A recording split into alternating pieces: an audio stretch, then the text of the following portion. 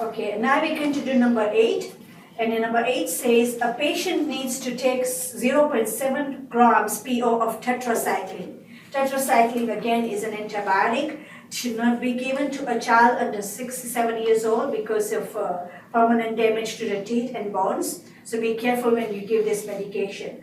The drug comes in 250 milligrams tablets. How many tablets should the patient take?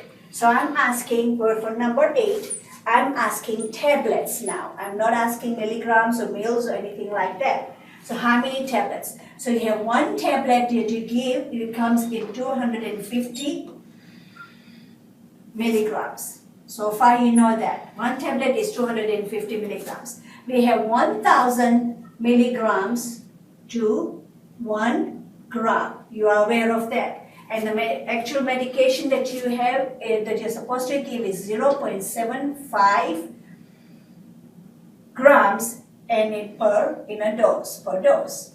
So what cancels is grams and grams cancels, milligram and milligram cancels. So you end up with this and this is what your end number it is. And it is total tablets you give if you do all the calculation is 750 over 250. So this is 750 over 250, which is actually 3 tablets. So you realize what I have done. Here is my answer. Here is what I'm asking, and this is what you should put in your start with your dimensional analysis, and you'll always get the problem correct. So this is number 8. Number 9.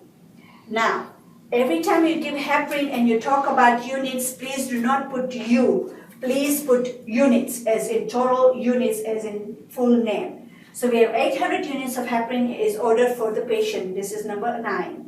The heparin is supplied in multi-dose vial that is labeled 10,000 units per mil. How many mil of heparin would you need to treat this patient? Again, I'm asking how many mil are you going to give this patient? Am I correct?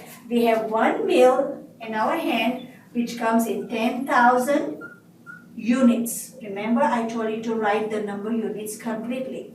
And you're supposed to give 800 units over dose.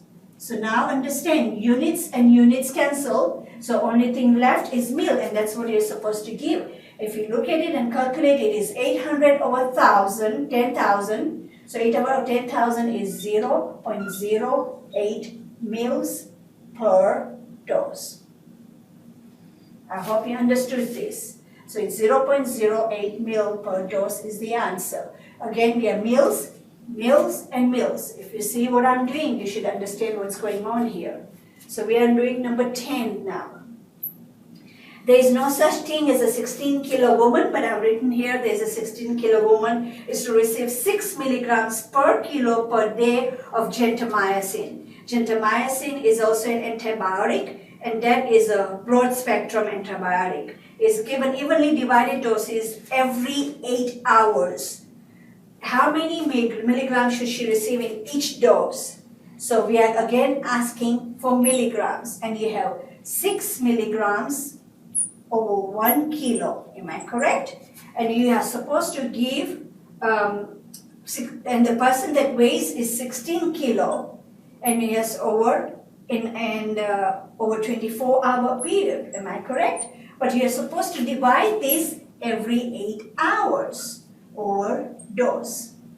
So what cancels? Hours and hours cancel, kilo and kilo cancels, milligram per dose is left. So the total answer for number 10 is, well, it equals to 768 over 24, which equals to 32 milligrams per dose. I hope you got that. This is 32 milligrams per dose. Milligrams, milligrams, milligrams. I hope you're understanding and following this. So now we're going to do number 11.